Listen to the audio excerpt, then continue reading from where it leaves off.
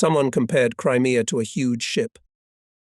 Indeed, it is like a ship that has broken out into the Black Sea, and the isthmus is like a gangway to the mainland. The gangway was already shattered by the powerful blows of Soviet guns, and the rats fled from the ship. SS men with suitcases full of looted valuables fled. The officials of the cultural departments fled, grabbing the best that could be taken from the museums of Bakhchisarai and Simferopol. Saved their skins police, traitors and broadcasters, burgomasters of Yalta and Sudak, Pretoria and Theodosia. The commandant of Livadia and the scoundrels who filled the Bekharovsky ditches with the corpses of women and children dreamed at night of gallows. Only for some reason in these dreams were swinging in the noose not partisans and Komsomol members, but the executioners themselves. What was going on then on the piers of Yalta, Theodosia, Pretoria, Sevastopol, Chersonesos resembled a madhouse in the hours of an earthquake. Every boat, every steamship was taken with a fight. Cowards here suddenly turned out to be brave. And the officers, yesterday still trying to stop the fleeing soldiers, in despair put a bullet in their foreheads. Whatever we talked about in those days, everyone thought about one thing, just not to let the Nazis alive out of the Crimea. This battle formula contained in those days the whole meaning of our struggle. The newspaper Black Sea Pilot, April 3, 1944, on the front page reported: attack aircraft over the Crimea. 3 landing barges, 3 torpedo boats were sunk and 1 landing barge. 4 torpedo boats were badly damaged. And further in more detail. On March 31st and April 1st, our attack pilots under cover of fighters again appeared over the Crimea, hitting the enemy's watercraft in the port of F. Massive blow. The leading group of pilots of TTs: Nikolaev, Pysin, Gurgenidze, Danilov, Toyorin, Morozov, Akayev and Borisov showed high combat skill. This operation was provided by us. Not a single messer to the attack aircraft did not get through. Locked in the Crimea, German-Romanian troops could receive support only by sea and air. The land roads to the Crimea were already in the hands of the troops of the 4th Ukrainian Front. From Odessa, Ochakov, Constanta to the ports of the western coast of Crimea stretched the enemy's maritime communications. In addition, the enemy was communicating with the Crimean grouping by means of transport planes. The Nazis had a lot of ships in the Black Sea. Reported intelligence: the enemy concentrated its navy, which consisted of 3 destroyers, auxiliary cruiser, 10 gunboats and patrol ships, 12 submarines, 40 torpedo boats and 34 gunboats, 5 minesweepers, 7 monitors, 180 boats, 8 ships. The ships are based both on the ports of Crimea and on the Romanian ports Constanta, Salin and Bulgarian Varna and Bugay. To disrupt the supply of enemy troops in the Crimea, such a task then set the command before the aviation of the Black Sea Fleet. Fighters of our regiment, as well as pilots of officers Tokarev, Korzunov, Denisov, being at that time in close proximity to the enemy's sea communications, continuously made massive strikes on enemy caravans. Only in November and December, Black Sea bombers, torpedo bombers and attack aircrafts put 53 fascist ships to the bottom. Flying out on a free hunt, fighter guards hero of the Soviet Union's Yuzin, Karasev, Kislyak and others shot down several dozens of German transport planes in the open sea. By the time of the offensive of the troops of the 4th Ukrainian Front and the separate seaside army in the Crimea, the Germans had lost their intermediate seaside bases Nikolaev, Ochakov, Odessa, and the enemy's communications were stretched even further. Black Sea aviation operated in these days with maximum tension. Before it was set a variety of combat tasks: reconnaissance at sea, communications, destruction of enemy ships at sea and in bases, suppression of enemy batteries, manpower and equipment of the enemy on the way to the advance of our troops. Paving the way for our infantry and tanks, the attack aircraft of Major Trushin made 4 or 5 sorties a day. Other attacking units unleashed their blows on the enemy's watercraft, catching up with enemy ships far out at sea, attacking in the ports of the Crimea. Thus, on April 11th and 12th, as a result of a raid on Theodosia, 9 enemy ships were sunk, 22 vehicles, 10 railroad cars were destroyed, 2 ammunition depots were blown up. Crushing blows were also made on the anchorages of enemy ships in Alushta, Sudak and other ports. The enemy suffered irreplaceable losses from the strikes of the Black Sea aviation. Only in April our pilots sank 68 fascist ships with total displacement of 7,880 tons, damaged more than 3 dozen German-Romanian ships. During the same period in air battles, 48 enemy planes were shot down. Dense, disorderly anthill, so we saw from the air the second pier of Theodosia. There was loading on 2 self-propelled landing barges. Actually, it could not be called loading probably, so in ancient times stormed the fortresses, if at the head of the besiegers was a rarely untalented and stupid commander. From a glancing flight one could see how those who were weaker than those who had made their way to the salvation decks with their fists and suitcases fell into the water. Everything was clear. The news about the breakthrough of our armies at Perikop had reached here. I looked through the air. There were no messes. I decided to take a risk and radioed my wingman. "I'll take the left barge. You attack the right one. What about the cover?" "We'll be right there. I don't see any messes. Let's go." We came in from the sun, so our arrival was a thunderclap. The cannons and machine guns hit at the same time. The first barge went up in flames. A minute later, thick smoke billowed from the second, and corpses of the enemy, on the decks of the ships, on the piers, in the water. We do not know how many SS men and their servants the Führer did not count that day. Naturally, we had no time for counting. In any case, not 1 dozen. In the first half of April, our aviation continued to bomb enemy ships and troop concentrations in the ports of Sevastopol, Yalta, Theodosia, Sudak. Only on April 13th in this operation involved 84 of our bombers, covered by 42 of our fighters. 3 self-propelled barges, crowded with German soldiers and officers, at the pier Sudak went to the bottom. Romanian soldiers, frightened by our air raids, flatly refused to land on the barges. A captured Romanian told there was an unimaginable turmoil on the wharves. The orders of the officers were not carried out. There were bloody clashes between Germans and Romanians. The Germans also stopped loading. They abandoned their arms and war material and fled towards Yalta. When I returned to my company, at least 300 soldiers from different units surrounded me and said that they had decided to lay down their arms. I also surrendered to the Russians together with them. The same thing was going on in Yalta. The enemy garrison here was under attack from several sides. Seeing the hopelessness of the situation, the enemy units could not withstand and began to withdraw in the direction of Sevastopol. Part of the forces of the enemy garrison began to hastily load onto the ships that were in the port of Yalta. Soon the withdrawal of the enemy turned into a disorderly flight. On the narrow seaside highway accumulated infantry, artillery, vehicles and wagons. The panic increased even more when from the AI Petri past the Soviet artillery, suddenly struck with direct fire, and from Yalta the units of the 16th Rifle Corps intensified the pressure, striking from the flanks. Our units began to get in front of the retreating enemy, and field artillery opened heavy fire on enemy watercrafts standing in the port under loading. By the morning of April 16th, Yalta was completely cleared of the enemy. Yes, now Hitlerites were not up to villas in Crimea. It was considered a happiness to get on the departing to the coast of Romania transport. But this transport still had to reach the target. And to prevent this from happening, we, the Black Sea pilots, took care. The enemy's sea communications were turned into hell. So came the hour of reckoning for Hitler's mutilators, who desecrated their native Crimean land. The regiment was raised and lined up on the alert. "Dear friends," I began, "I can congratulate you. Today we all regiment will be relocated to the Crimean airfield." What started here? People hugged each other, threw helmets in the air, shouted hurrah. It's not easy to restore silence. I understand. This event in itself is joyful and happy. We are chasing the fascist scum from our land. Again hurrah, again hugs. No, today I must be a bad commander. I can't put things in order. But I can't help myself. I'm going through the same thing as my guys. And here we are in the Crimea. I can't even believe it. Endless days and nights we dreamed about it. And finally it came true. It came true. But we had so much trouble that soon we had almost no time to admire the beauties of the Crimean land. First of all, the regiment received new machines Yak-9. The capabilities of our pilots have changed qualitatively. And how much?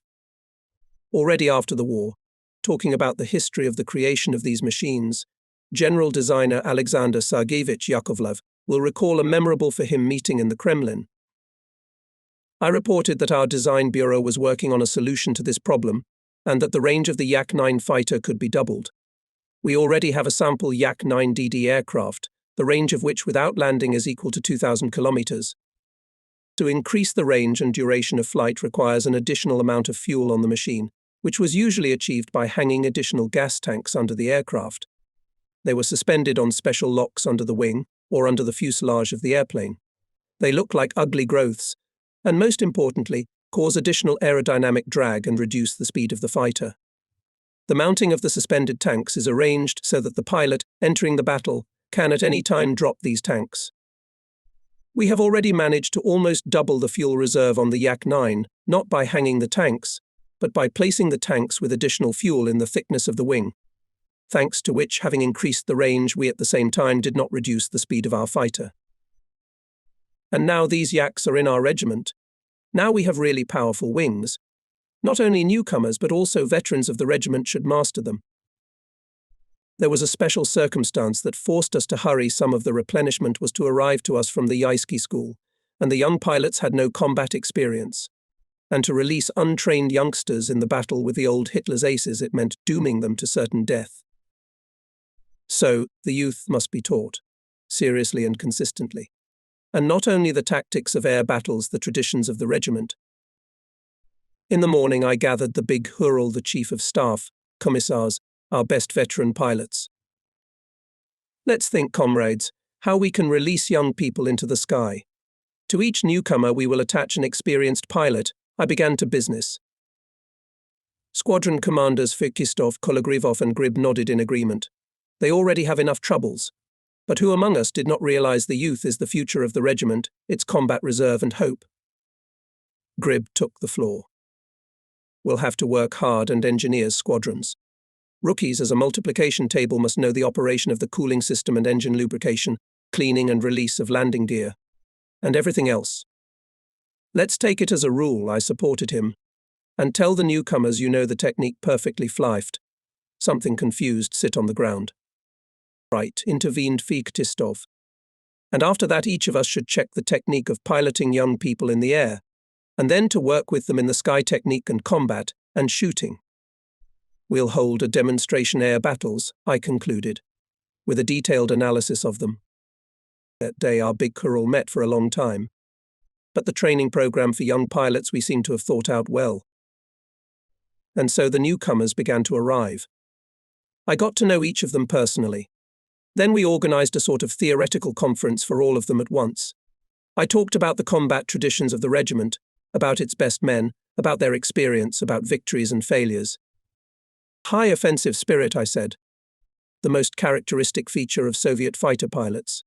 If the Germans are reluctant to engage even with an equal balance of forces, our Falcons, as a rule, do not stop in front of any numerical superiority of the enemy.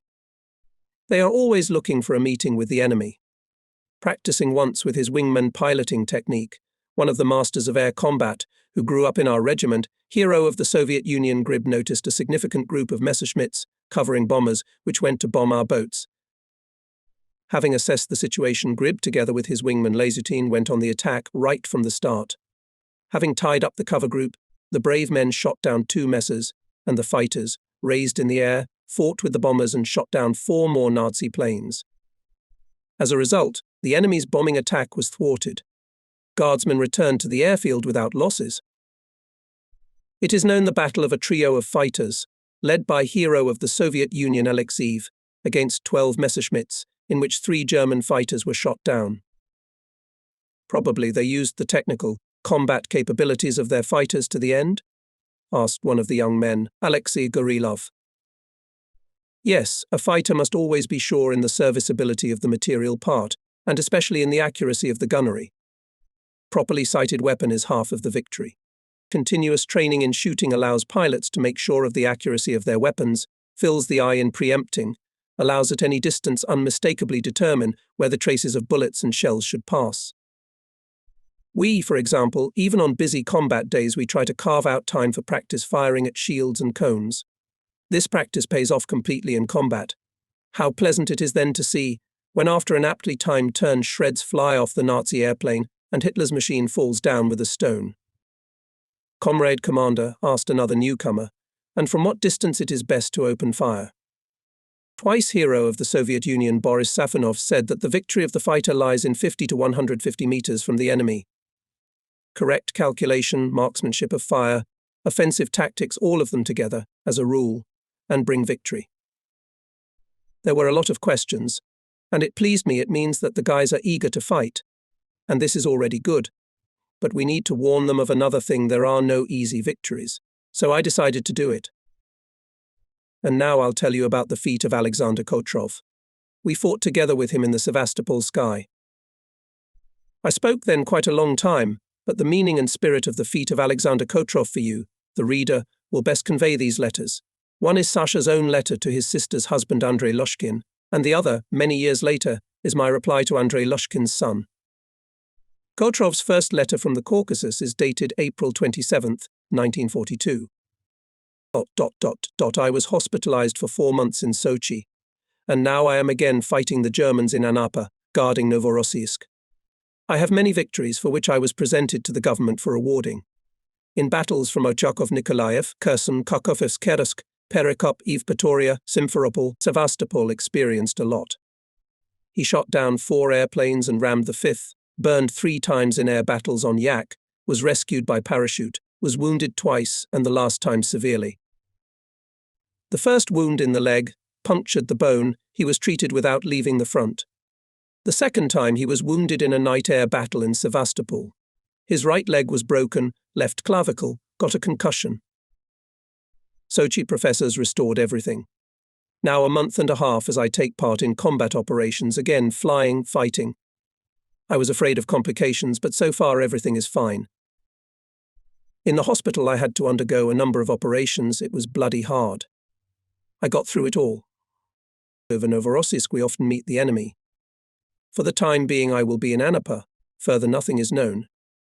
But since June 1942 letters from Alexander stopped coming. His relatives did not know anything about Sasha's fate for a long time. They searched for him. And not so long ago I received a letter from Lushkin's son. I received it after I told about his uncle's feat on TV. The letter is filled with gratitude and warmth from all relatives for the memory of Sasha Kotrov.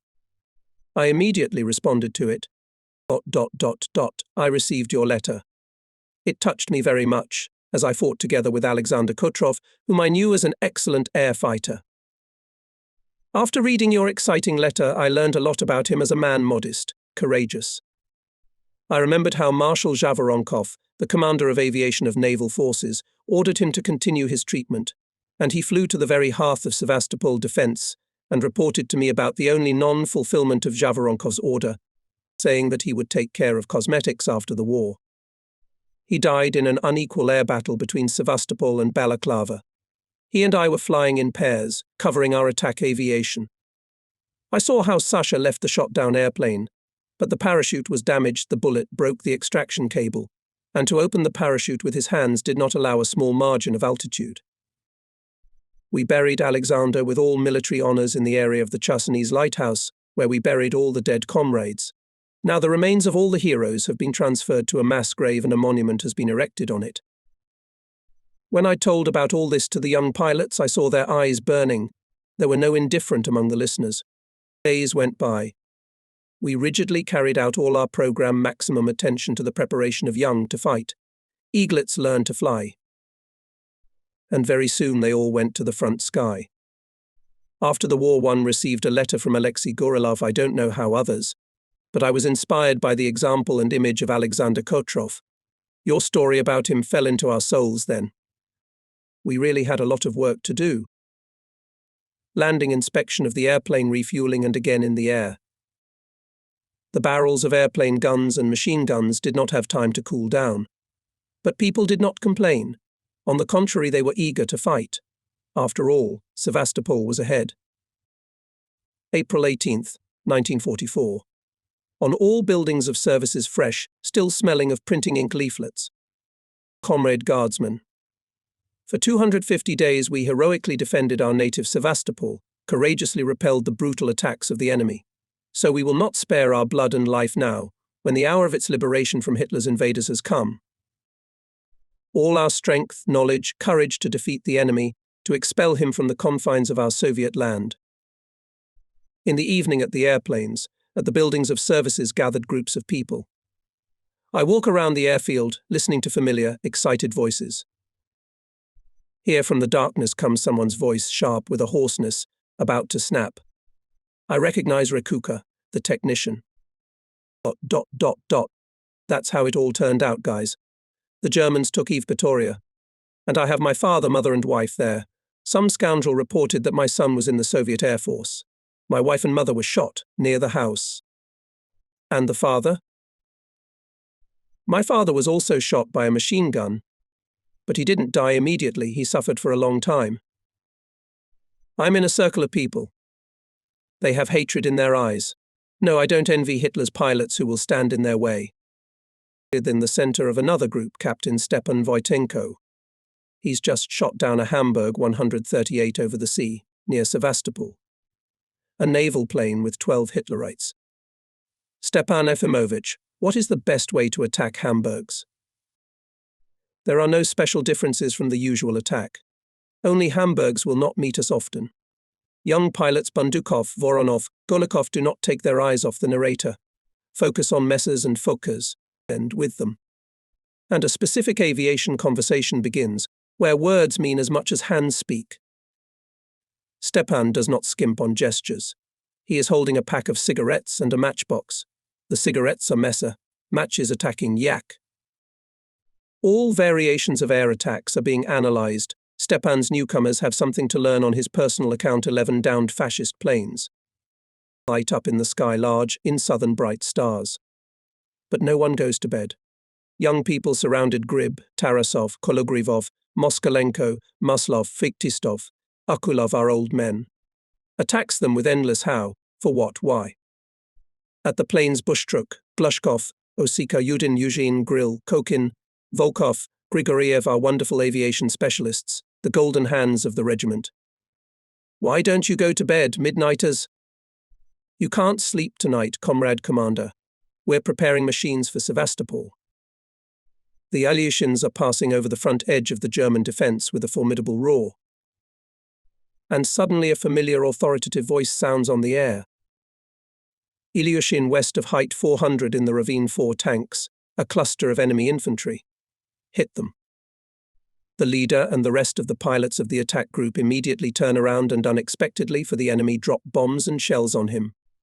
The pilots know that the command was transmitted by the guidance station, the faithful assistant of the attack aircraft. ...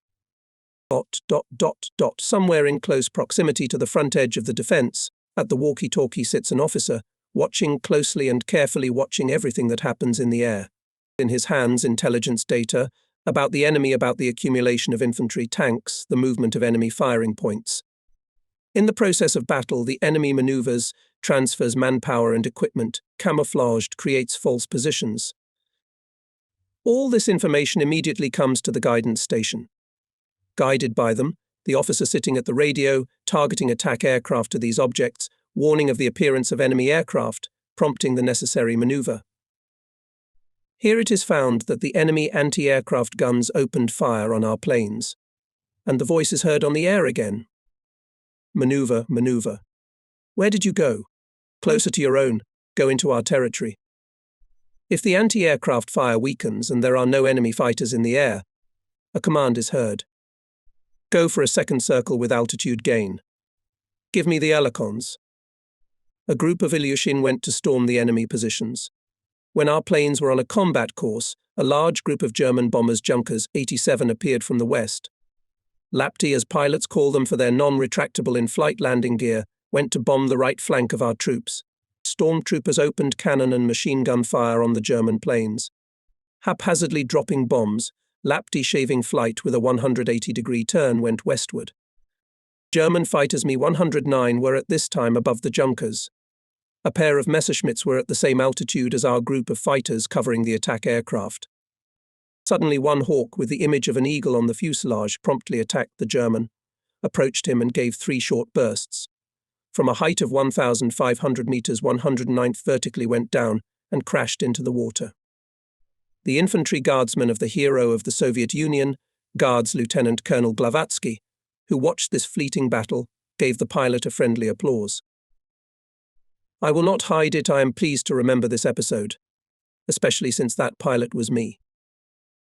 In these hot days before the storming of Sevastopol, side by side with us fought Guardsman Ivan Stepanovich Lyubimov. He became a division commander, in the air battle near Perikop in 1941 lost his leg, but still more than once he led his Red Banner regiments of fighters in the attack and personally shot down Nazi planes. He was awarded the title of Hero of the Soviet Union. For one of them, the 11th Guards, May 11th was a truly significant day. The pilots of the regiment shot down the 300th Hitler's plane and, as they said themselves, printed the 400. And no wonder the fighter pilots fought the Nazis desperately bravely. Often they had personal scores with the Nazis. Once the pilot of this regiment, Sergei Ulchenko, came out of the dugout gloomy, as if blackened with grief. He met his friend Tatarsky. "What's wrong with you?" Boris asked him worriedly. "Here, read it." Sergei handed him the letter. "My dear son." Ulchenko wrote his mother from Dnipropetrovsk. "I don't know how to live now. We have a huge grief. I can't cry anymore. I've cried all my tears. You know, our father was in the partisans. The other day I got a letter from his commander. Our father is no longer alive, my son. He died in battle. Take revenge, if you can, on those rabid dogs who bled our land." Boris silently embraced Sergei, took him into the dugout. "You can't comfort in such cases," Tatarsky suddenly burst out angrily. "Now try and pull yourself together, Seryoga. In an hour we're going to Sevastopol. We'll settle scores with someone there." They went to reconnoiter. Boris Tatarsky was the leader, Sergei Ulchenko was the wingman. And here below dazzling blue sparkled the northern bay of Sevastopol. "Sergei, spot the anti-aircraft batteries," said Boris on the radio. "Let's try to go down a little. Here are already clearly distinguishable ships on the water, burned hulk of Saint Vladimir's Cathedral, Malakhov Kurgan." And suddenly Sergei's anxious voice sounded over the radio. "Boris, 2 messers are attacking from above. Cover. Let's take the fight." Everything happened instantly, the attack, lightning of cues. A flash on one of the messers, a steep divergence turn. The hit plane went into a corkscrew, but at an altitude of about 1,500 meters Hitlerites managed to level the machine. "Sergei. He's not finished. Cover." Tatarsky collapsed from the height on the fascist coming out of the battle. A line, second, third. Messer steeply forked to the right. Boris hit from the cannon and by the way. A second later, a column of foam mixed with cinders and flames rose above the water surface in the area of the southern bay. The Mi-109 went down. Tatarsky looked around. The wingman was nowhere to be seen. Boris sharply threw his plane into the set, and here he saw the second Nazi messer was fleeing. But where is Sergei? Tatarsky in a steep turn around the north and south bays. It was as if a knife had stabbed him in the heart. In the gully behind the southern bay, the yak was burning. Tatarsky did not see that when he repeated the attack, the second Mi-109 rushed to save his leader, catching in the sight of Yak Boris. Sergei stood in the way of the fascist, led by his life-ensured victory. What a pilot it was, what a friend. Boris thought sorrowfully, returning to the airfield. And also this letter. What will happen to Sergei's mother when she finds out that she lost not only her husband, but also her son? Not talking to anyone, gritting his teeth, for about an hour Boris lay on the airfield near his airplane. The mechanic stomped around, not daring to approach the pilot. He felt in his heart something irreparable had happened. "Well, wait, you bastards," suddenly snapped from the whitened lips of Tatarsky.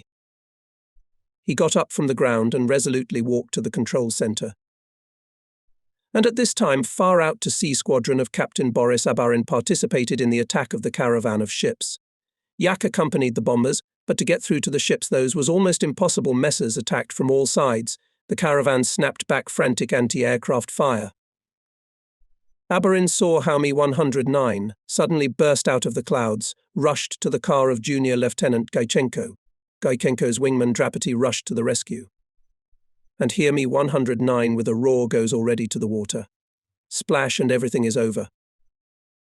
But why is Gaichenko falling aside? Wounded in the right arm, Boris heard the voice of a friend on the radio. I'm going to the airfield. Mesa was shot down by Drapati. Well done, he helped me out. Are you badly wounded? Can you make it? Abarin asked anxiously. I will. But look, 2 fascists are coming in from your left. Abarin and his wingman Fifilov threw cars in a steep turn and went into the attack. Messers did not take the fight, dispersed to the sides. As if to let Abarin to another pair of Mi-110, waiting for them a little further away. And here, just below them, from behind the clouds emerged Focke-Wulf 190. Attack Messer shouted into the microphone Abarin Fifilovu. I take over the Fokke. Their guns struck almost simultaneously. Burning Fokke and Mi-110, hit by our pilots, collapsed in the water about 100 meters from each other. At this time, the bombers finally broke through to the ships. Explosion and a huge transport splits in half. Another blow sinks the second ship. Beautiful work, Devils, Abarin thought with pleasure, watching the coordinated actions of bombers. And suddenly 2 fiery traces passed near the engine of his yak. Hat. Boris berated himself. Gaped turned to the left, a sharp gain in altitude, and the pilot already perfectly sees his enemy. Goes into the attack. Frontal, determined Abarin. Well, come on, Hans. The 2 cars were rapidly converging in a deadly duel. Boris, having caught the enemy in his sights, was the first to strike from all firing points. Messer, falling sideways, pecked the nose and vertically went down. Next to his Boris saw the second Mi-110 falling into the sea. And where did this one come from? Comrade Commander in the helmet phone heard the voice of Lieutenant Butsky. I report. Knocked down 1 Messer. Protasov and Zhukov destroyed 2 Mi-110s. Well done. Keep it up. Yes, keep it up. The battle was already over, and it was necessary to return home. But that day Abarin apparently was really lucky. On the way back he nose-to-nose met a U-52 coming from Sevastopol, and without hesitation attacked it. With burning left engine and flaming plane, Junkers went down and soon crashed into the water. From the air we saw much. Events unfolded truly grandiose. Developing the offensive, the troops of the 4th Ukrainian Front, supported by the 8th Air Army on April 15th reached Sevastopol, where they met stubborn enemy resistance, and on April 17th the separate seaside army broke out directly to the Sevastopol fortified area. Having suffered defeat in the northern and eastern parts of the Crimea, Hitler's command sought at any cost to hold the Sevastopol area, where it took the remnants of its troops. To strengthen them by air and sea was transferred about 6,000 soldiers and officers. The approaches to the city turned into powerful nodes of defense. Especially distinguished in this regard Sapun Hill. It was surrounded by 6 tiers of continuous trenches, covered with anti-tank and anti-personnel minefields, and from the sea and anti-submarine barriers. Mackenzie Mountains, Sugarloaf, Inkerman were fortified very strongly. Sevastopol bridgehead had a frontal length of 29 kilometers, and in depth up to 7. Enemy troops were covered by powerful anti-aircraft artillery. In the airspace above this territory, the enemy could create a 3 or 4-layer fire. On May 5th, the troops of the 4th Ukrainian Front launched an offensive against the Sevastopol fortified area. On this day, after artillery and air preparation, the troops of the 2nd Guards Army went on the offensive in order to divert the attention and reserves of the enemy from the direction of the main strike. The fighting from the very beginning took a fierce character. On the night of May 5th, despite difficult weather conditions, the units of the 8th Air Army struck enemy airfields, ships in the bays of Sevastopol bridgehead, and troops on the battlefield near Mackenzie Mountains, making 399 aircraft sorties. On the same night in the offensive strip of the 2nd Guards Army, 277 long-range aviation planes made powerful strikes. They destroyed pillboxes and bunkers, destroyed artillery and enemy manpower in the area of Makenziewie Station, in the forests southeast of Lubomovka. From the air, long-range bombers were covered by pilots of our regiment. Here, too, we had to work with tied hands. The main thing was to prevent the messers from reaching the attacking armada of our heavy machines. May 5th. Aviation began combat operations at 8 hours and 30 minutes.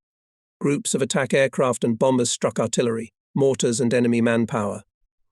And for 10 minutes before the attack, 2 groups of attack aircraft under the cover of our fighters in the composition of 65 aircraft made a raid on the enemy airfield.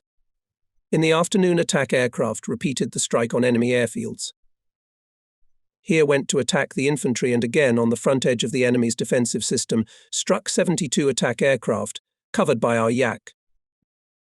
During the whole day, the attack planes were constantly over the battlefield, suppressing enemy firepower and manpower. There was enough work for us. Our Yaks continuously covered the ground troops, attack and bomber aviation from enemy attacks, conducted reconnaissance.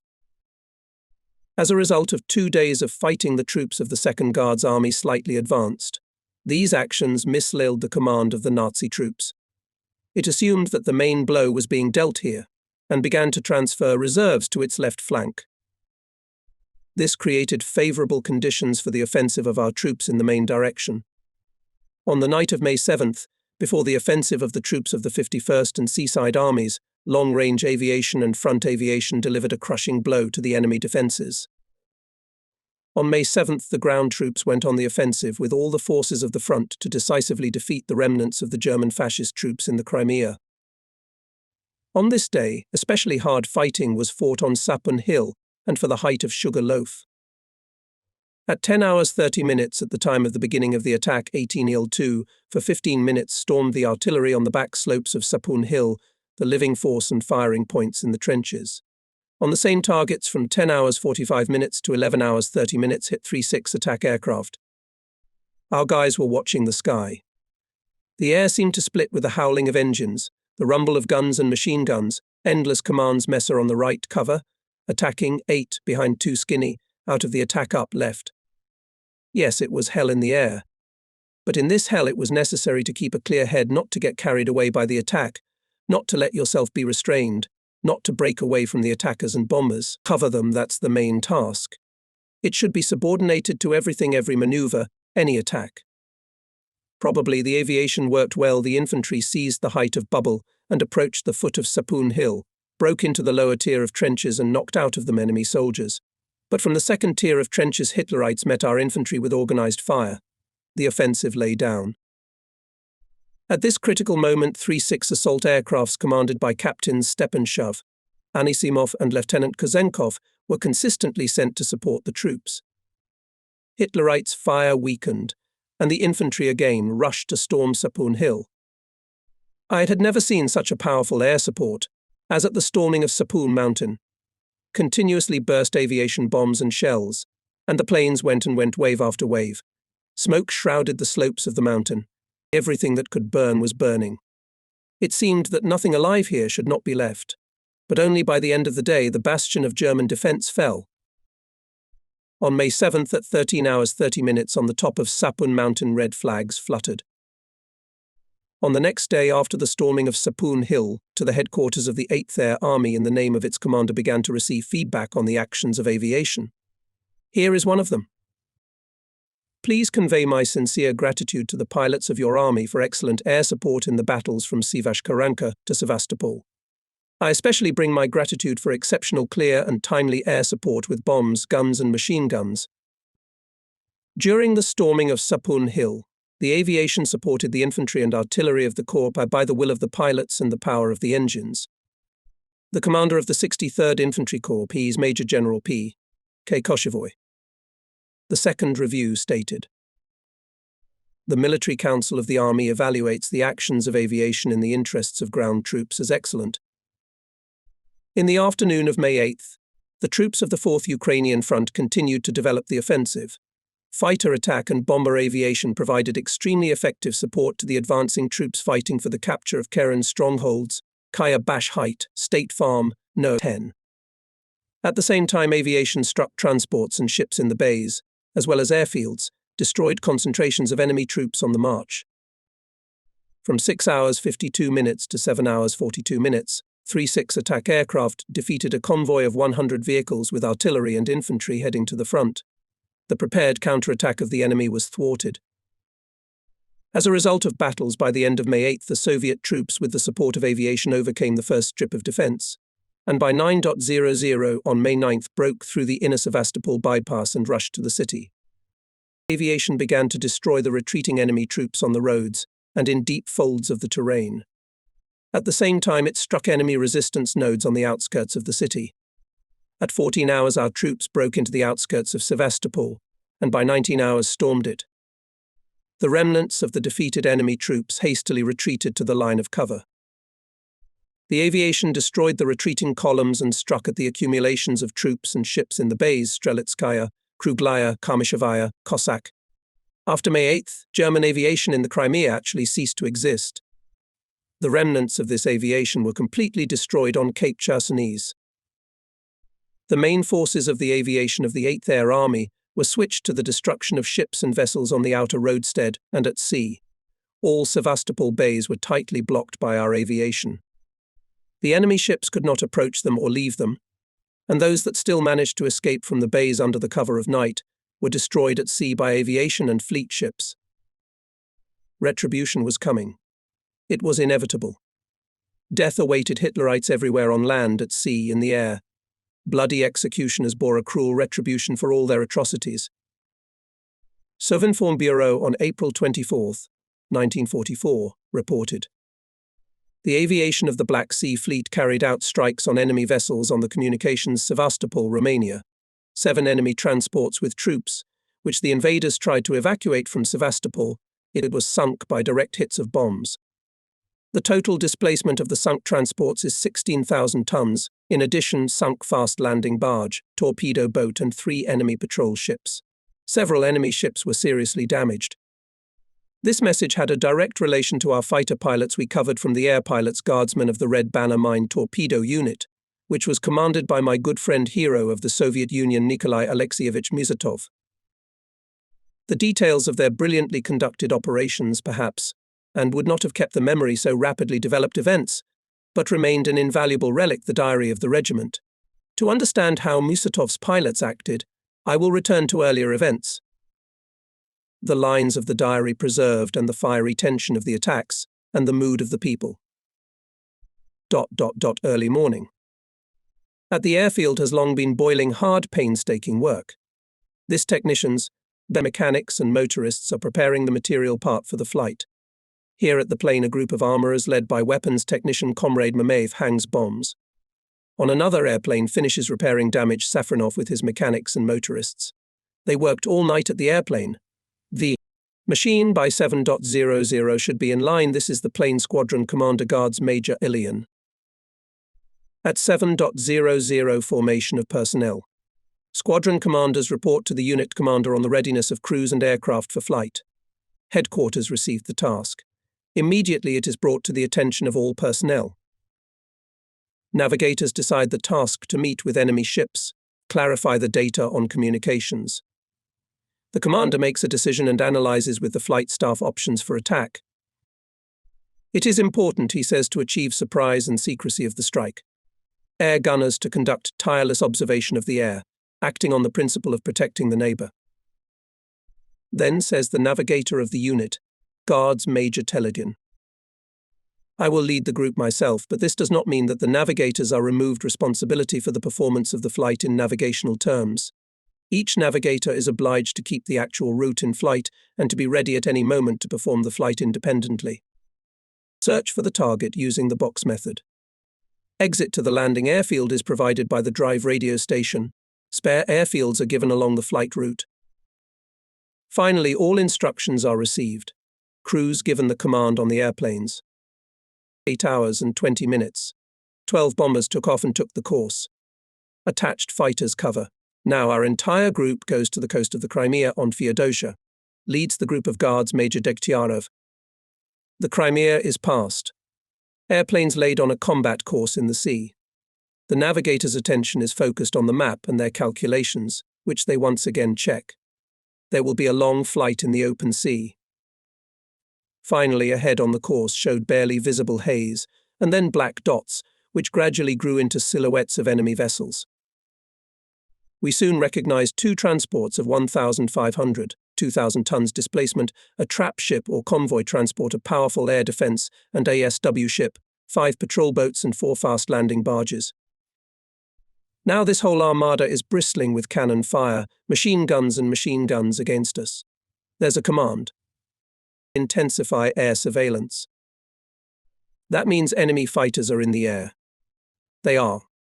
At an altitude of 800 to 2,000 meters, barraging 10 Messerschmitt, 2 Focke-Wulf and 2 Heinkel. 14 fighters against our 8. And yet it is necessary to sink at all costs both transports. The pilots have long since prepared the planes for the attack. The guardsmen's hands lay on the machine guns and bomb throwers. The long-awaited minute has come, one after another followed by commands. Stormtroopers forward. Attack. The first to enter the battle on the left and right links stormtroopers Tarasov and Gogoleva. The fire of their machine guns they pour the servants of the ships. At the end, trailing the formation of the patrol ship bursts into flames. Tarasov and his wingmen are not lagging behind. They are not afraid of a solid wall of fire that stood in their way. Skillfully maneuvering in height and direction, they are firing on the ships guarding the left flank, sweeping the entire column of ships from the end to the front. From their fire and fragmentation bombs ignited a large landing barge. For the bombers provided a way out to attack. They, without wasting time, have already encircled the caravan from behind, go into the attack from the left flank. Up to the combat course, descending, maneuvering and firing their machine guns on enemy ships. The first to go into the attack, Ilian. He chose the largest transport, displacement of 2,000 tons. Kazakov is not lagging behind him. Their bombs crash into the huge ship. The stern goes up in flames. The transport goes up in flames and slowly sinks. Crews can clearly see how maddened enemies jump into the water in the hope of finding salvation on other ships. Following Ilian the attack with his link on the second transport went Major Degchiarov. Direct hits of bombs lifted into the air and the second transport. Fascist fighters are trying to prevent the attack of our attack aircraft and bombers, but they are constrained by air combat our fighters cover. While attacking aircraft and bombers sink ships in the air is a fierce battle. Here is one 110th falls stone into the sea, followed by another one. On the right flank is fighting the crew of Guardsman Kazakov. The pilot, maneuvering, trying as quickly as possible to approach the link Ilian, he broke away during the attack. A short aiming turn of the gunner, and 109th, crashes into the water, and the other turns away, running into the fire of all the gunners of Ilian's link. The group is assembled. The enemy fighters, having met a powerful rebuff, no longer pursue us. We came out of the battle, and together with the cover planes took a course to their airfield. 2 transports of 3,500 tons displacement were sunk, and, in addition, a few small floating boats. I saw these floating units sign as packed with Hitler's soldiers. One of them did not sink for a long time. When the stormtroopers lay down on the way back, our yak finished it off with a cannon burst.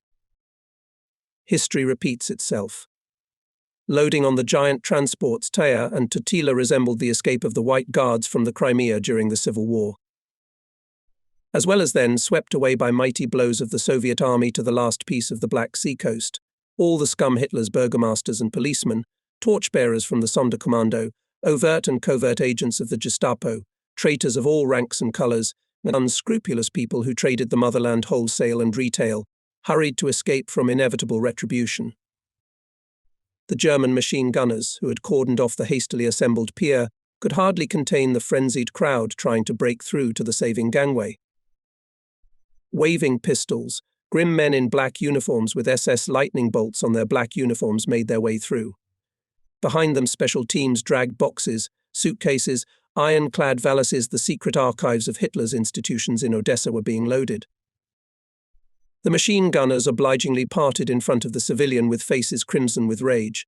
Even in these moments of Babylonian pandemonium, no one was deceived by such a masquerade in the civilians. At a glance, one could recognize the military dressing ingrained over the years. The decks of the transports were already full when the roaring crowd broke through the cordon and rushed to the gangway. At once a dump was formed at the gangway. Leather suitcases flew into the muddy water. The air was shaken by shouting and swearing. Sweaty, fear-stricken faces flashed, and fists were used. There was no way to raise the gangway. On the pier hastily gave the moorings, and leaving on the shore of the mad and howling crowd, Thea and Totila took a course for Constanta. It was May 10th, 1944. In those days it was difficult for Hitlerites to hide from the watchful eyes of our Sea Scouts of the 30th Air Regiment. Lieutenant Colonel X. A. Rojdestvensky and other commanders brought up a remarkable pleiad of air reconnaissance aces. Everyone who fought then on the Black Sea were known to the names of heroes of the Soviet Union: Vladimir Vasilevsky, Alexander Karpov, Ivan Kovalchuk, Vladimir Skugar, Vasily Lobozov, Ivan Marchenko. Of course, they could not allow such a large game as Totila and Thea to secretly slip past their eyes. At dawn in the headquarters of the 13th Guards Mine Torpedo Aviation Regiment rang. The duty officer picked up the phone. "This is Dolphin." "I'm listening." "Two large transports with Hitlerites took a course towards Romania an hour ago." "Roger. Let's get the planes up." Before the rumble of rapidly soaring into the sky, the buzzer of the field phone buzzed alarmingly again. I Dolphin. Clarifying the data. To the two transports attached several more self-propelled barges. They're packed with Hitlerites so that there's no place for an apple to fall. Airplanes are already in the air. I think our men won't be confused on the spot. Well, break a leg. To hell. Totila was the first to be detected. She was escorted by several landing barges, trying to keep up with her, slowly crept in the foggy haze of the dazzling spring blue sea. The second and third to cover. I'm attacking. The commander's voice in the headphones was ringing with battle excitement. Yes, we were no longer the same as in 1941 to 1942. Back then, the Richthofen pirates felt themselves masters of the air. Today, the beautiful Black Sea sky was ours. Undividedly ours. The first bomb was a little ahead of the Totila, but the jets from the attack planes sizzled her deck. The second run finished the job. Over the sea rose a huge fire sultan of explosion, and in a minute or two, high back to the sky stern, Totila forever disappeared in the waves. Do not let the barges go. Commander's voice in the helmet pilot sounded already anxious. Being carried away by the attack of the main target, he almost missed the moment the barges were about to scatter from the ship. The Germans hoped in the turmoil of the battle, someone will be able to get away. But the commander's voice is firm and stern. The first and the second to attack the enemy's ships going south. The third to pursue and sink the barges that broke out ahead. The rest of us to comb the whole area. For another hour explosions rattled over the sea. The wave boiled violently, Hitler's ships were breaking. And only then came the silence. Thea and its accompanying barges survived Totila only for 2 hours. Still as calmly sparkled in the sun-bluish waves. As if nothing had happened here. As if several thousand fascists had not just found a grave at the bottom of the Black Sea, which yesterday they tried to jokingly call the inner lake of the Reich. All aviation of the Black Sea Fleet, except for the one that covered the basing of the fleet, was thrown to fulfill this task, not to let the Nazis out of Chersonesos. The 2nd Mine Torpedo Division, commanded by hero of the Soviet Union NNA Tokarev, was relocated to Skadovsk with the task to act on the distant sea communications, starting from Cape Tarkankot and up to Bulgaria. The 11th Assault Division under the command of Colonel O. I. Manchosov was sent to the Crimea. This division was reinforced by other regiments, in particular the 6th Guards Black Sea Aviation Regiment, which I commanded. The 25th Regiment of the 4th Division was based in the area of Theodosia. This was the location of the fleet aviation, designed to fight on the communications. The air situation at this time remained quite difficult. At the airfield of Chersonesos was concentrated a lot of fighter aircraft of the enemy. In addition, the Germans intensively covered their convoys from the air. Therefore, air battles in the area of Chersonesos were even fiercer. Each pilot considered it his duty to strike as many enemy transports and ships as possible, not to let any transports out of Chersonesos, and not to allow enemy ships and planes to get there. Many of us participated in the defense of Sevastopol, and therefore burned with a desire to avenge the defiled city. Everyone was eager to fight. In the area of Chersonesos, especially strong was a group of fighter aviation, so we tried as best as possible to cover our attack aircraft, dive bombers and torpedo aircraft from the attacks of enemy fighters.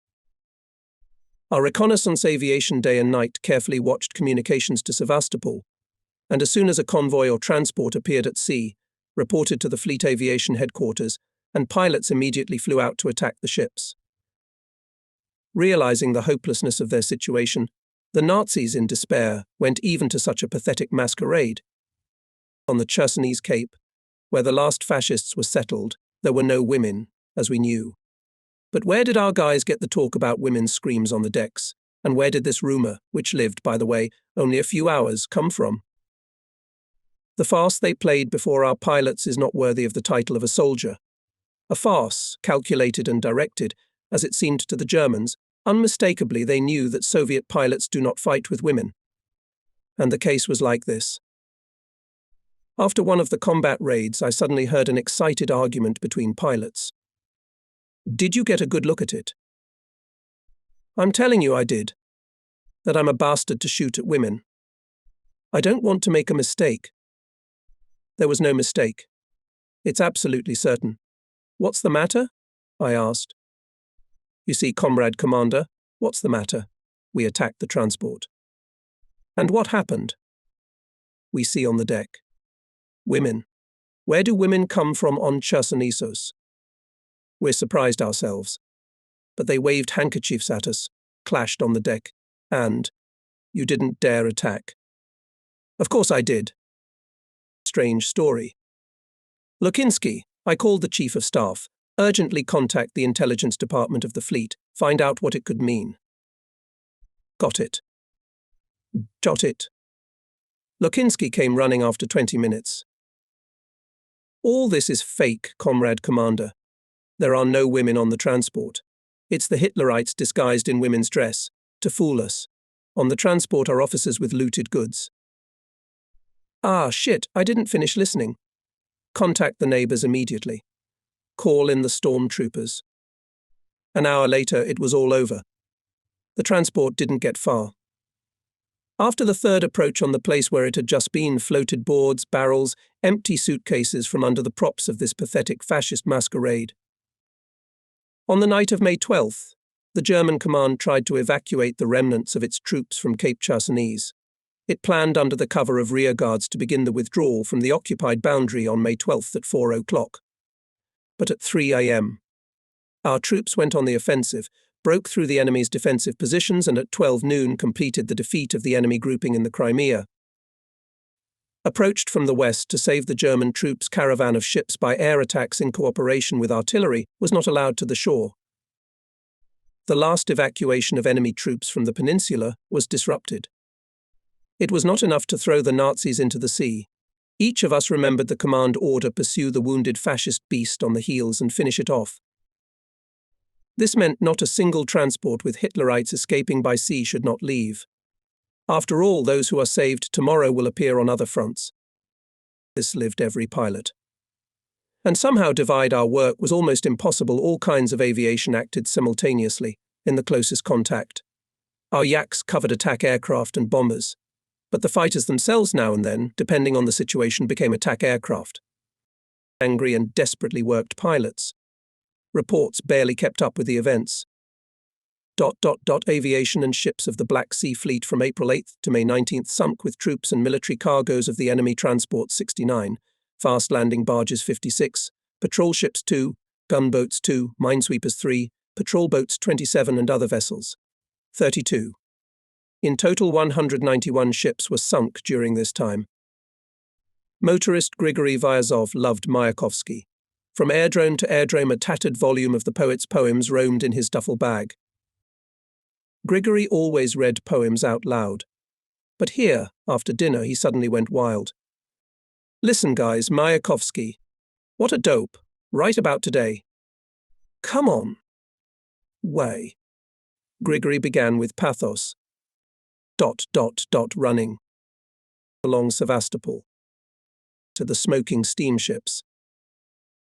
A day's worth of footsteps, as in a year's campaign. At the roadstead, transports and transportochkas, the fighting, shouting, cursing, sweating. Volunteers running with their tops up their pants, the pure public and the soldiers. Ours were on the ramps. The last echelon was loaded with porridge. A friendly laughter interrupted the reader. And indeed, as if written today, only the fascists now do not care about pianos and canaries. They'd rather take their heads off. And there are no cadets. It's all right, all kinds of policemen and burgomasters will pass for cadets. In the wall newspaper it should be. Grisha read on. Vyazov, satisfied with success, frowned. You yourself are interrupting and you say read. Don't go roundabout. Go on. Good. Good. Are coming from Dienkoy. They're coming from Simferopol. Interrupting the conversation of bullets. The banners of the battle airing. With the Reds together descends from the mountains. A war song. She didn't bend when the machine gun was crushing her. Standing up, fearless, in the rain and lead. Voroshilov is with us, the first Red officer. Listening to the cannons, the sea witches. Wooing the propellers in everything. As it falls from the mountains. We're ready to die. For SSR. The pilots applauded, shouted, laughed. History repeats itself. Mikhail Vassilievich Grib came up to me. And how could it be otherwise? Hitlerites have not learned the experience of the past. At school they did not teach them well. I do not know. They taught them something else to kill, to burn, to rob. During the days of the heroic struggle for the liberation of the Crimea and Sevastopol, from morning to evening dawn, the air was filled with the menacing roar of engines. Some crews of our bombers were leaving, others were returning from a combat mission. The enemy was making every effort to escape from the Crimea. From the Sevastopol bays every day came out of the fascist transports and barges loaded with soldiers, officers and equipment, but vigilantly kept their watch Black Sea pilots. In the battles for the complete liberation of the Crimea, for the fulfillment of the command order to sink every ship, every transport of the enemy, our guardsmen showed unparalleled heroism, showed their increased flying skill. Officers Ilyin, Proyavchenko, Miev, Liberman, Tarasov and Gogolev drove their subordinates to bombing strikes dozens of times. A group of airplanes under the command of hero of the Soviet Union, Ilyin, caught at sea an enemy caravan that left Sevastopol at night. Even on the approach to the target, our airplanes were met by a strong barrage of anti-aircraft fire. Ilyin masterful maneuver broke through to the enemy transport displacement of 2,500 tons and dropped bombs. The transport from a direct hit of bombs caught fire and sank. Our pilots inflicted great damage to the enemy on the day of liberation of Sevastopol. The transport of 3,000 tons displacement, overfilled with fascists, was caught up in 18 miles from the city. Pilots Fyriev, Sobolev and Zarudnev were the first to bombard the enemy with cannons. The crews saw well how the Germans fled on the deck, panicking and rushing into the water. The bombs dropped by officers Liberman, Stepanov, Kazakov and Tarasov covered the target. The Nazi ship tilted and sank. Returning from this operation, pilots learned about the appearance of the second caravan of the enemy. At the point indicated by reconnaissance, the enemy was not found, but the guardsmen were persistent and discovered the caravan. The first blow struck on the transport by Officer Tarasov was so accurate that the ship split in two. Another pilot dealt with a fast-landing barge of the enemy. Veterans of the unit fought well. Young officers Fariev, Stepanov, Zarudnev, Sobolev, Galushko did not lag behind them. Guards navigators, especially Telegov, Lysin, Neverov, Kubrakov, Shpak, Tesenchuk, Erastov worked well.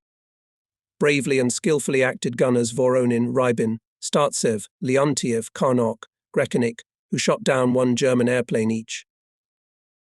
For 16 flying days we let 10 enemy transports with total displacement of 185, 00 tons, 6 fast landing barges, 2 dry cargo barges, Sina, damaged 4 transports with total displacement of 000 tons, 4 patrol boats, 3 fast landing barges and a trap ship to the bottom of the Black Sea. In all these operations acted Yak of our air regiment.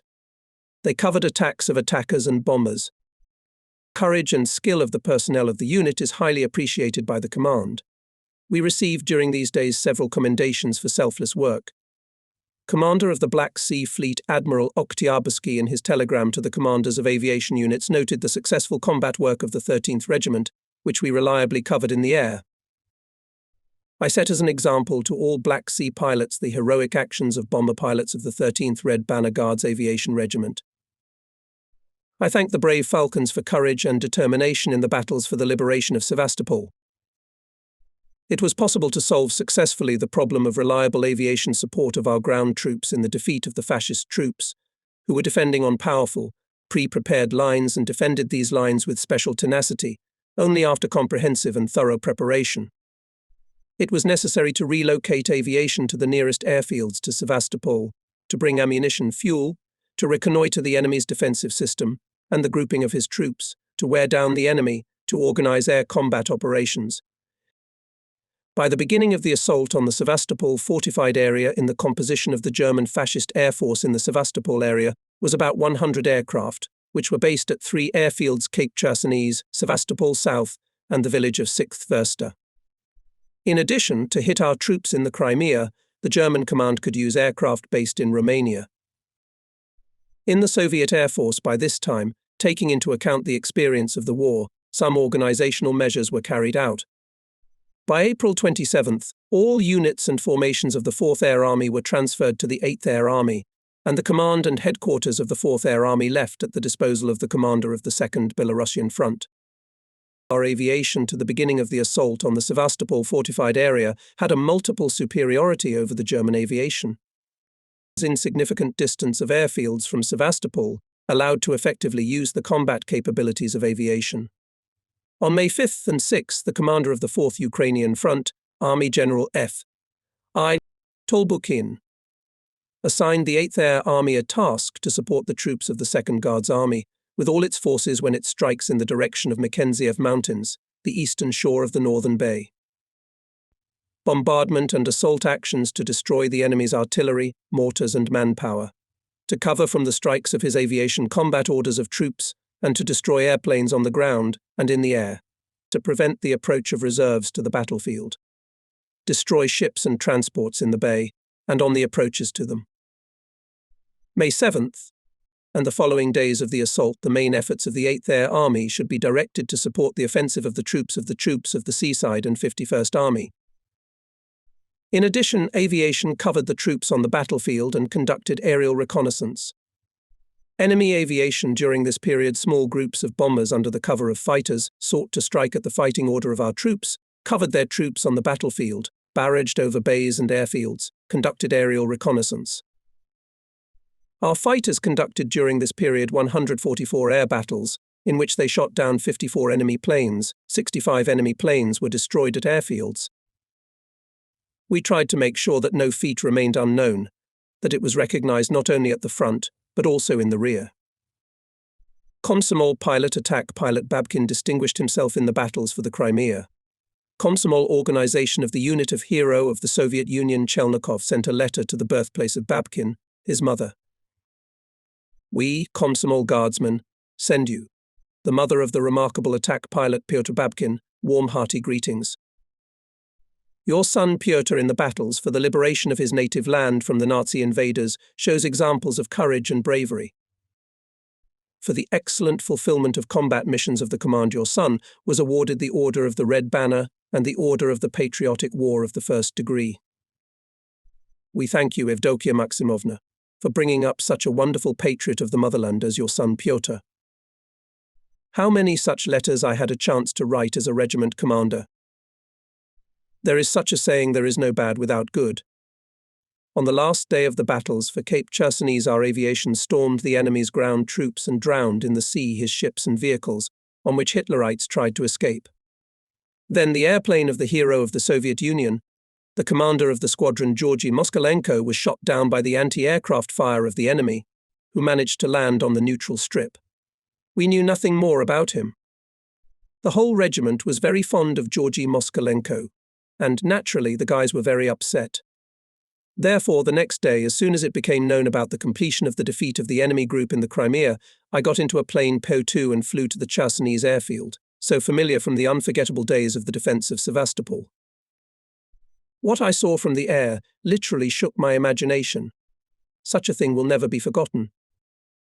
From the bird's eye view, Chersonesos looked like a gigantic graveyard of fascist equipment, as if it had been ground in some monstrous millstones of a huge mill. It seemed that from all the fields of the Great War dumped here mangled tanks and guns, broken cars, corpses of soldiers and officers in mouse-coloured uniforms. I try to land, but the airfield is so full of defeated enemy equipment that it is impossible to land even a slow-moving Po-2. I fly by on a shaving flight, signalling to our soldiers. They understood me, cleared a small strip, and I sat down with the engine turned off for safety. Our soldiers and officers came running up. I asked, did they see yesterday the airplane that landed on the neutral strip, and where is the pilot? They answered that Hitlerites tried to kill him on the ground, but he crawled to the crater and hid there until darkness. Then our medics picked him up and sent him to the army hospital. Having calmed down for the fate of my comrade, I got out of the cabin and looked around. Yes, I had never seen anything like this before.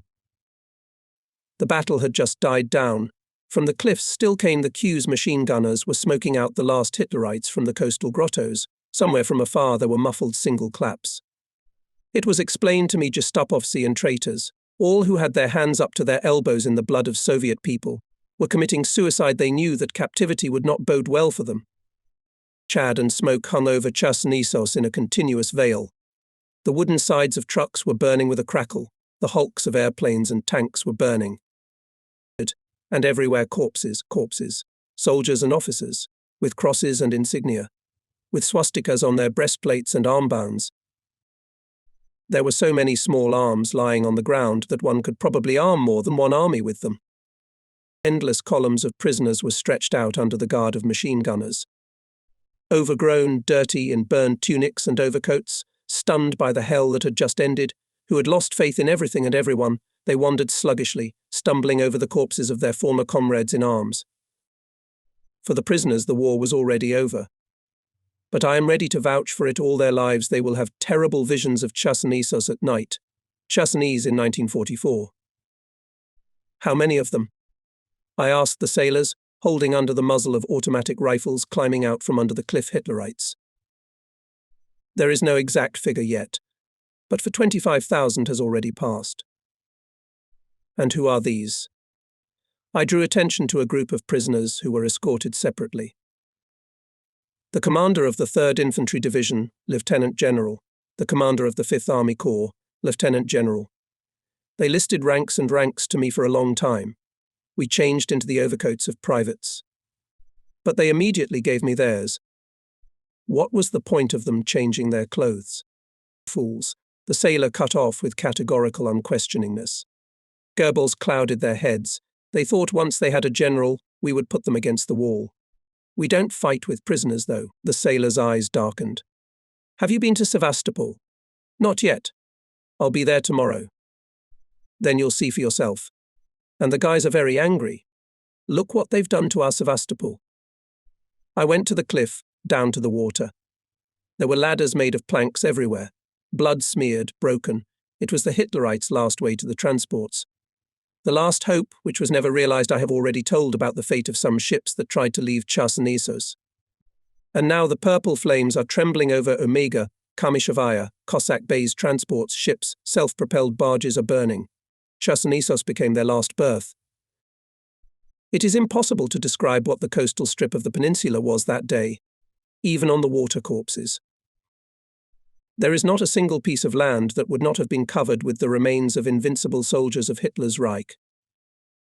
Here it is Retribution, for the desecrated Sevastopol, for the ruins of thousands of towns and villages, for the gallows in Yalta, for Bekrovsky Moat in Kerch, where machine guns killed more than 1,000 civilians, for destroyed Theodosia, For the agony of our mothers, wives, sisters?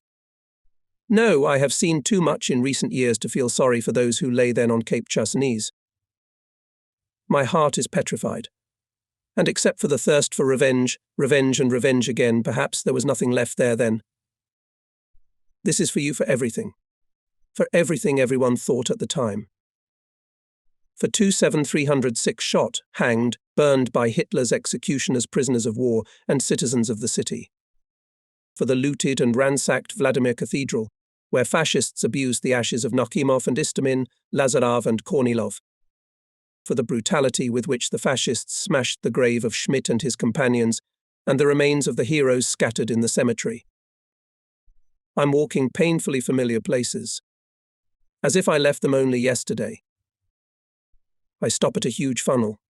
Yes, it's still there, only filled with water. Our Commissar Mikhailov's life was cut short here. The hills are all that's left of the Caponias where we once hid our yaks. The same ground covered with iron shell of splinters. I remembered how we took off then, and from under the wheels of the starting fighters these splinters were screeching. Ruined piles of concrete and steel on the site of the famous 35th Coastal Battery. How much trouble it gave the Nazis then, at the storming of Sevastopol. Even the dugouts of the technical staff were preserved. The adobe house, which once occupied the neighbouring squadron Kudimovtsi, in the Cossack Bay no longer existed, a pile of ashes, burnt boards.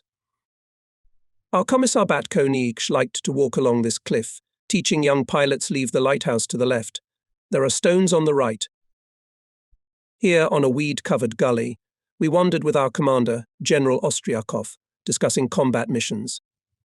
Some physically palpable pain squeezed my heart how many battle friends are gone. And they could not be resurrected, could not be raised from the ground and from the bottom of the sea. Not to show this amazing picture of retribution. Yes, on June 30th, 1942, our last plane left Chersonesos. The Germans entered Sevastopol. 2 years past, here I am again, standing on this land, where so much blood of my comrades was spilled. Yes, it was all here, on this land. You are worthy of immortal glory, Cape Chersonesos. And I had no pity for those who marched in columns of prisoners. I was thinking about retribution. Already after the war, one got the diary of a German soldier who miraculously managed to evacuate from Chersonesos, but still laid down his head at Königsberg. ...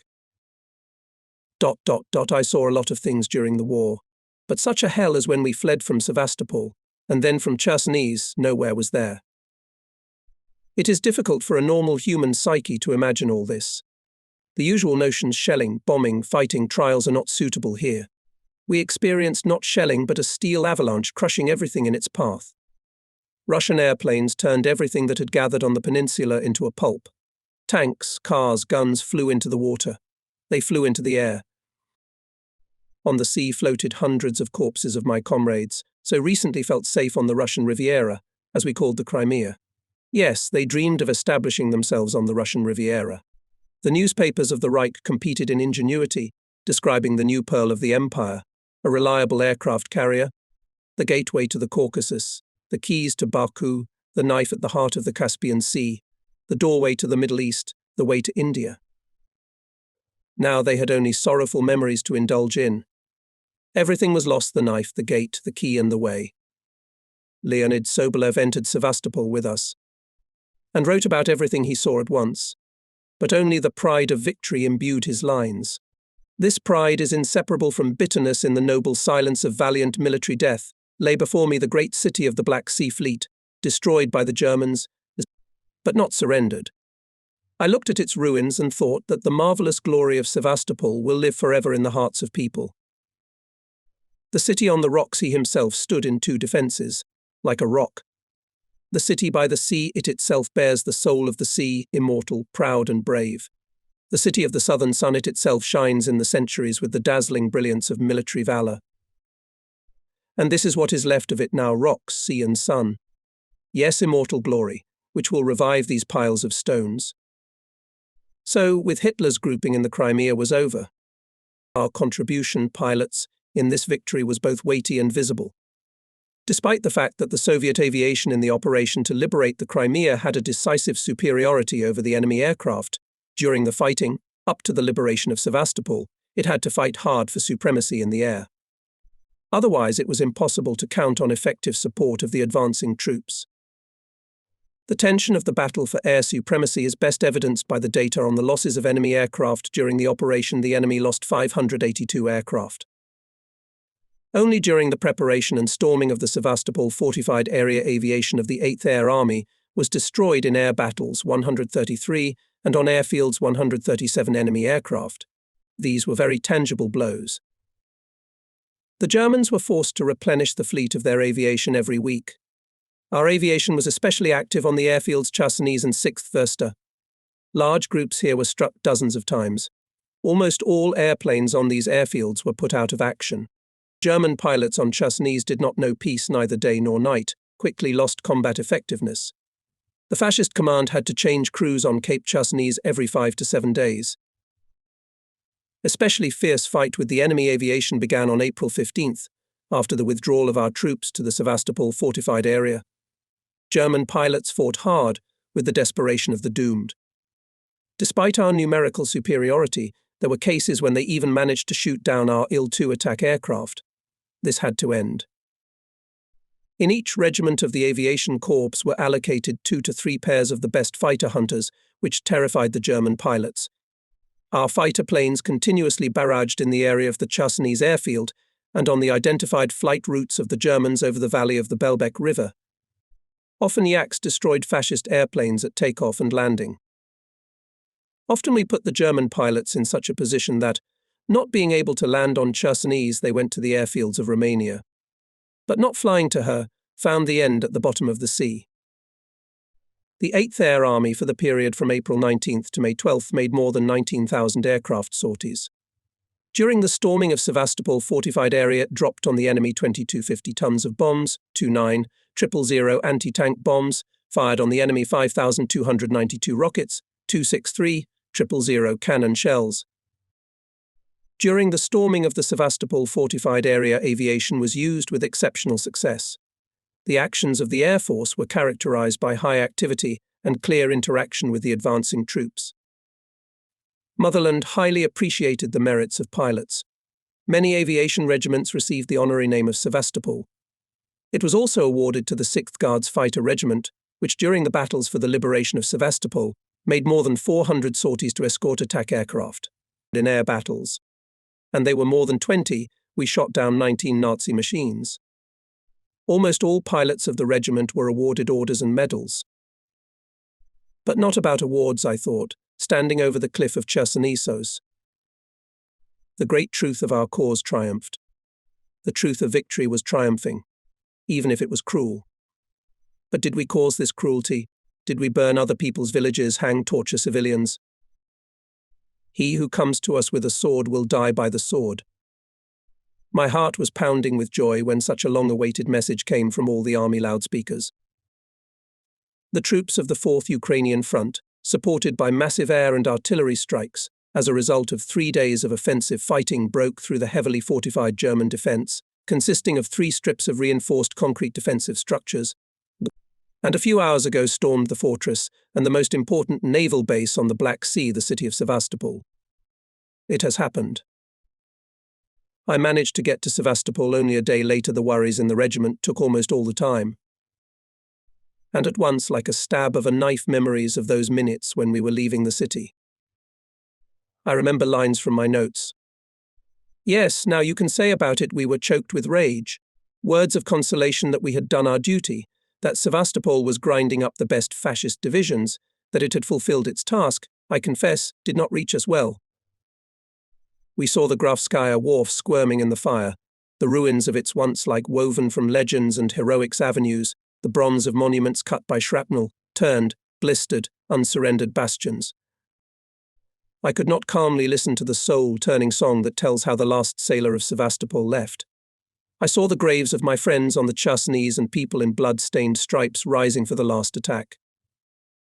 I couldn't believe that I was back in Sevastopol. Actually, there is no Sevastopol. There is a place where the city stood. From horizon to horizon, mountains and hills of smoking ruins. In the city council, which has just started its work, I was told. Everything has to start from scratch. Of the 6,000 main buildings, less than 200 have survived, and those are half destroyed. Barges in the southern bay are torpedoed. Inkerman is an ash heap. Like the skeleton of a prehistoric monster, rises out of the water tower blown crane. In place of the House of Officers ruins, the Naval Library no longer exists. Above the pediment of the Earl's Wharf a sailor's cap is nailed on. Whose? I ask the sailors from Caesar Kunikov's detachment. You see, the day before yesterday, with an assault group stormed here, we did not have the flag with us, so Petya Gublev decided isn't a visor a flag. And they nailed it. It seems like a small thing. No, a memory of a heroic deed. A ladder is attached to the columns. A sailor climbs it. A minute and over the Grafskaya wharf the flag with a blue stripe, sickle and hammer is flying in the fresh wind. Then in Sevastopol I met with a war correspondent, now a famous writer, Peter Sajin. Peter very accurately recorded in his diary what we then observed together. Near the house in which settled the chairman of the Sevastopol City Executive Committee, former sailor Vasily Efremov, crowded women from Korobelka, from Petrovaya Gorka, from Chapayevka. The chairman and his staff sat on duffel bags. No property had been saved and nothing could be obtained nearby. Sevastopol women, midshipmen's and sailors' wives accustomed, as well as their husbands, to the naval order, after a brief conversation with the chairman, grieved, sobbed, and some even washed themselves with tears, remembering the dead, said, "It's nothing, Vasily Petrovich, don't grieve. During the defence, under the bombing we did not choose weakness, and now even more so. Von German let him spawn on Chersonesos." In about 2 or 3 hours the women returned to the City Executive Committee. Efremov, who came out to meet them, wept at the door of the house. There were tables, chairs, a water tank, some dishes, pillows, blankets, and some women even had vessels with hot food in their hands. Driving around the city, I visited the Korobelnaya side, the Green and Petrovaya Hills, the Laboratory Highway, and everywhere in the hot southern sun of the day soldiers' laundry was drying, and near the vats of hot water soldiers, naked to the waist, with necks brown with tan, were rubbing their white marble torsos with sponges with pleasure, and their underwear was immediately washed by the mothers. And I involuntarily remembered how, during the defence of Sevastopol, thousands of kind and tireless female hands washed the garrison, repaired uniforms, sewed underwear, darned socks, made mortars, mines, grenades, and God knows how many other things. May 10th. Morning. On the ruins, an appeal of the Sevastopol City Council of Workers' Deputies, residents of Sevastopol. The valiant Red Army and Navy liberated the capital of the Black Sea sailors, the glorious Sevastopol. The red banner of the Soviets is once again flying over the city. The workers of the city heartily thanked the troops who liberated Sevastopol. Comrades, observe strict military order and discipline. Catch spies and provocateurs and give them to the authorities. Let's get to work. By selfless labor we will help to restore industrial and municipal enterprises of the city, houses and cultural and educational institutions. Long live Soviet Sevastopol. Glory to the Red Army. Glory to the Navy. Long live the All-Union Communist Party. Unbeknownst to what ways in the city destroyed to the ground find the City Party Committee and City Council letters, an avalanche flooded into the city from all over the country. And in all of them one question: how to come to Sevastopol as soon as possible. From Siberia, dear citizens of Sevastopol. I am writing to you at the moment when the radio brought the news about the capture of Belbek, Kacha, Lyubomovka by our troops, and in the evening we heard about the liberation of Yalta. By the time my letter reaches Crimea, the hero city will be already Soviet. My heart is with you, comrades. It is tearing to my native city. From Kazakhstan, I ask you to give me an opportunity to return to my beloved Sevastopol sooner. I know what fascist barbarians have done to it. I know a lot of difficulties will be ahead, but I want to be among the people who had the great happiness to restore the hero city. Thousands of letters from all over the country. I'm walking through the dead city. I'm going up to the historical boulevard. Perhaps I should have come here for nothing, only my heart was hurt. How I loved the Sevastopol panorama. How many times I've been here. And now it's a black, charred skeleton of a building. I go inside.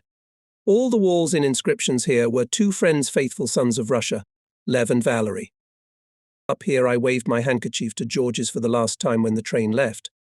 Goodbye, Zorik, what awaits you in Germany? 1943, Nina P. Why did they kill my Ladotka? Why? Klavdia S. Death to the Kroats for abusing prisoners of war and burning them in a barge on 4.4.44. Here were the defenders of the motherland. Njura, Lida, Frosia. However, inscriptions are everywhere on the walls of ruins in casemates, on the embankment. We lived here since 30.VII.43 and earlier on Lenina 100. It was very hard and sad for us. 4.V.44 were sent into slavery Yuba Gostasheva, Theodosia Gostasheva, Alikyonusov Fedoseva. Farewell, friends, our heart is in tears. Remember us. Dear motherland, don't forget us, we won't forget you. Krogelitskaya. The inscriptions are the first story of how lived, fought, in the occupation of undefeated Sevastopol. And the enemy more than paid for all our suffering, agony and sacrifices. For the entire Crimean campaign from April 8th to May 12th, said in the message of the Soviet Inform Bureau, the enemy lost by the main types of military equipment and manpower prisoners and killed 111,587 people, tanks and self-propelled guns 299, aircraft 578, guns of different caliber 3,078, vehicles 8,086. Such was the Sevastopol arithmetic. Later I saw the fleet's warships entering the bay. Who at those moments did not remember the words of the soul-pressing song Testament Stone? Climbing the cliff. Black Sea sailor, who brought new glory to the motherland. And in the peaceful distance the ships will sail, under the sun, of the native land. Peaceful distance was still just glimmering then, but the fleet was entering Sevastopol, our free native Sevastopol. The science of hate.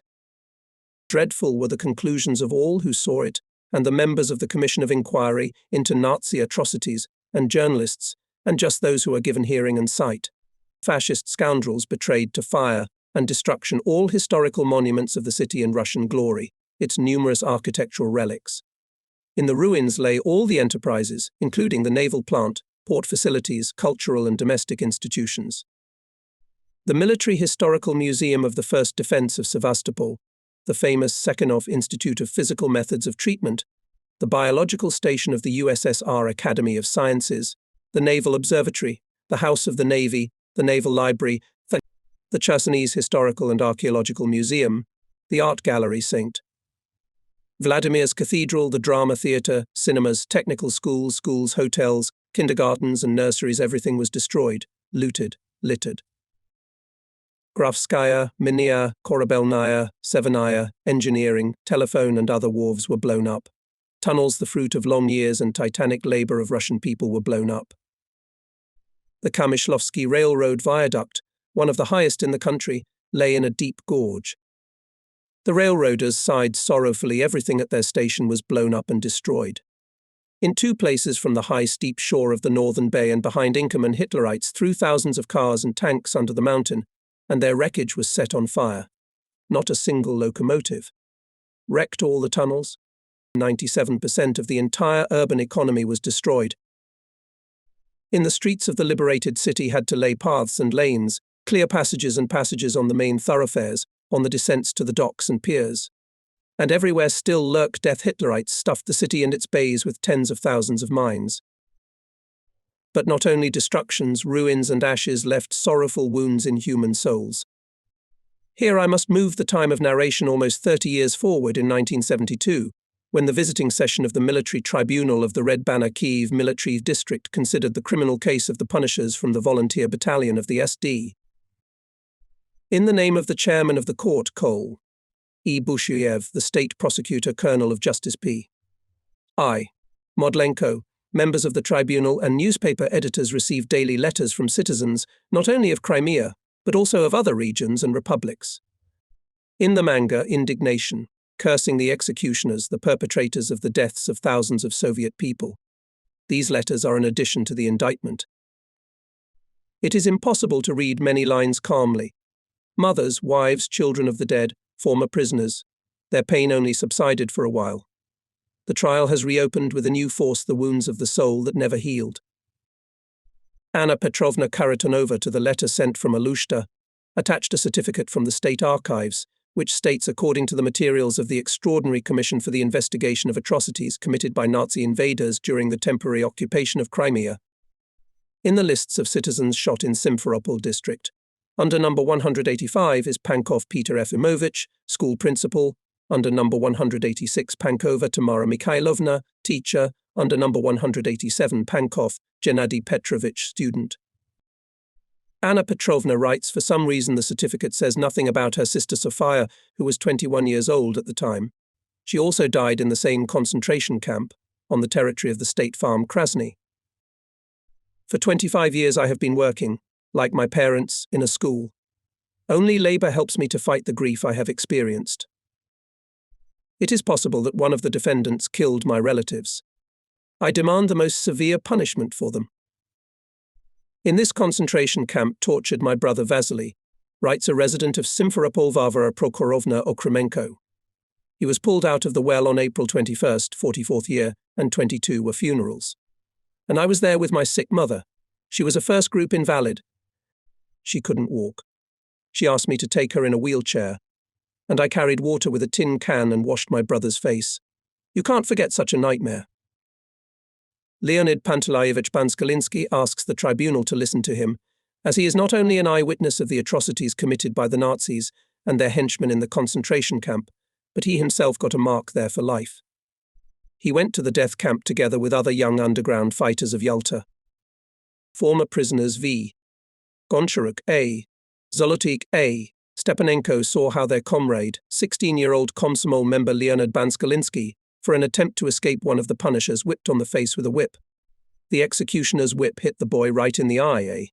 Stepanenko claims, bloody Leonid was dragged to the typhoid barracks, where no one treated anyone. And this is from Theodosia. I'm writing this letter and can't hold back my sobs, reports Lydia Efimovna Pakhomova.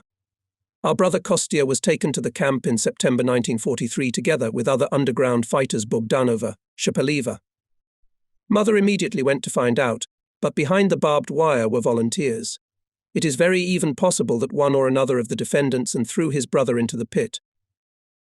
I don't know whose cursed hand cut short the lives of my relatives, Mother Natalia Ivanovna, Father Andrei Dmitrievich, Uncle Alexander Dmitrievich, reports Nina Andreevna Andrushenko, a resident of the regional center. They were taken to the Gestapo on September 18, 1943, and shot on October 10th. Maybe it was done by those who are now sitting in the dock. After all, they also orphaned so many families, these damned scoundrels, destroying beautiful people, and therefore to them the most severe punishment. Every line of the letters breathes anger. I am worried and cannot write well, writes Ekaterina Dmitrievna Dunduk, who lost her husband. And how can you calmly talk about the painful? After all, I have been carrying this pain for almost 30 years. Let my wounded soul at least in some measure prompt you, judges, what to choose a sentence. One can tell to infinity how fascists and their accomplices burned our villages, threw children by their feet into the fire, and on the rest gave a line from a machine gun, recalls, like a nightmare dream, Elena Yegorovna Makienko, whose father, mother, sister were shot, and brother died at the front. I will carry this pain in my heart through all my life. And there are many of them. That's why the account of executioners is great. That is why they should receive their due in full. The chairman of the tribunal reads the documents on the results of exhumation of the remains of the victims of fascism shot in the tract of Dubki, acts of the forensic medical examination, and the Republican Commission on Investigation of Crimes Committed by Hitlerites. Their accomplices from the 152nd Volunteer Battalion of SD on the territory of the death camp in the state farm Krasny.